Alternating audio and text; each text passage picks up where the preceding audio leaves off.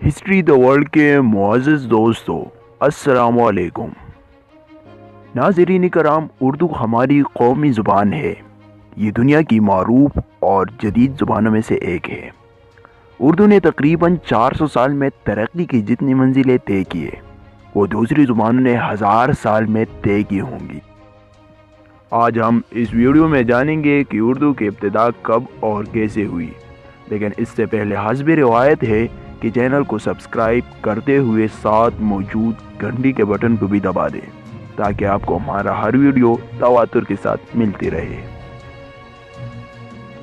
اردو کے بارے میں مختلف محققین نے مختلف باتیں کہی ہے۔ کسی نے کہا یہ زبان عربی اور قدیم سندھ کے ملاپ سے بنی، کسی نے اس کا وطن پنجاب بتایا تو کسی نے دکن، لیکن جس نظریے سے زبان کے زیادہ ماہرین متفق ہے وہ یہ ہے کہ اس کی ابتدا دلی اور اس کے آس پاس کے علاقے سے ہوئی۔ جنوبی ایشیا کے علاقے میں کسی زمانے میں دراوڑ کے لوگ رہتے تھے۔ ان کی اپنی ایک زبان تھی۔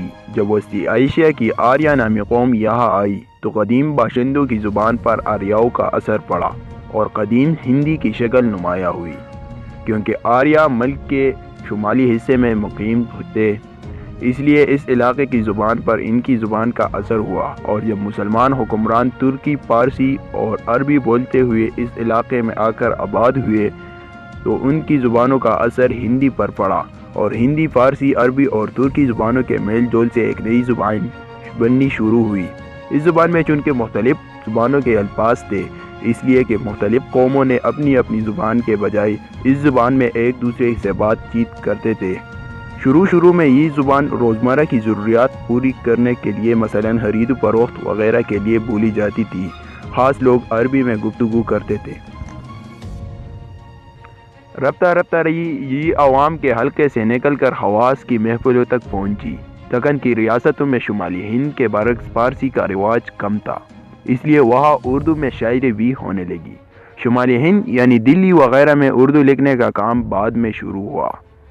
بعد میں شعرگوئی اور داستانیں لکھنے کا دور آیا۔ مسلمانوں کے دور حکومت میں سرکاری زبان فارسی تھی۔ انگریزوں کی حکومت قائم ہوئی تو انہوں نے فارسی کی جگہ اردو کو سرکاری زبان بنایا، اور انگلستان یعنی انگلینڈ سے آنے والے افسروں کو اردو سکھانے کے لیے اردو کی کتب لکھوائی اور چھپوائی۔